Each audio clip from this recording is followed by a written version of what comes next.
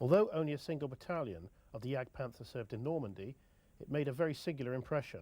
Designed as a heavy tank destroyer, employing the Panther chassis, the jagdpanther mounted a version of the 88mm Pak 43 heavy anti-tank gun that also equipped the Tiger II heavy Panzer, which saw service in Normandy. The 88mm Pak 43 had been employed by the Army as an anti-tank weapon since 1943. Although large, heavy and cumbersome, its very high muzzle velocity was able to defeat any known Soviet and Allied tank at ranges of up to 3,000 meters. The fighting compartment of the jagdpanther had been designed by extending upward the side plates and upper hull of a standard Panther tank. Just 392 were produced in total, supply never being able to meet demand. Footage of these vehicles is very scarce, this jagdpanther being filmed on the Oder in 1945.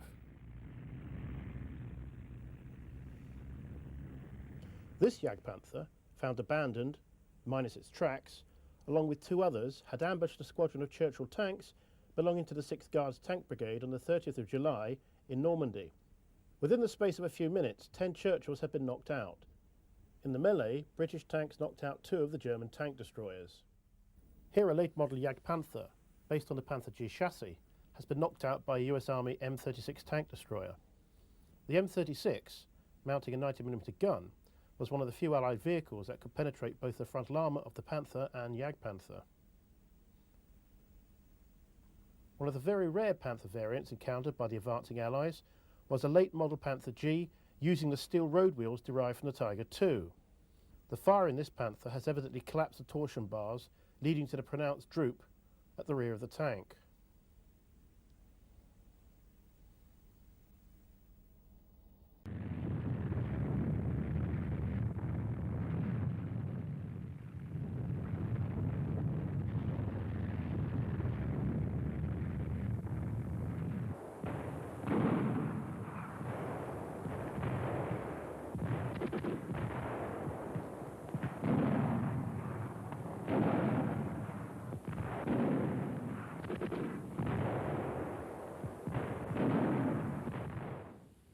One of the rarer vehicles employed by the Germans in the offensive, and later abandoned, was an early Tiger I belonging to Panzerabteilung 301.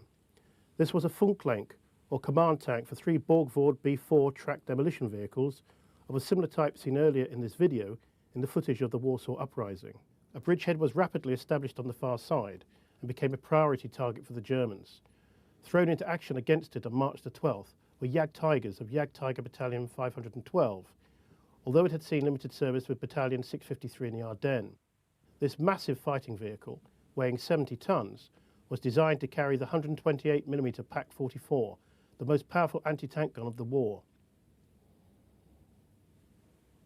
Although encountered in the Allied drive through Germany, the small number of 77 built meant that it had a negligible impact on the fighting.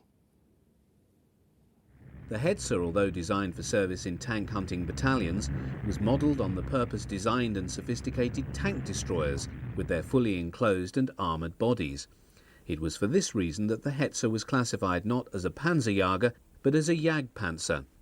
Production of the Hetzer began at the Skoda works and at BMM in May 1944 with the phase-out of the Marder III. Primary armament remained the 75mm gun. While the enclosed armoured body offered the crew far better personal protection than the earlier tank hunters, it also led to cramped conditions, making movement within the machine quite difficult.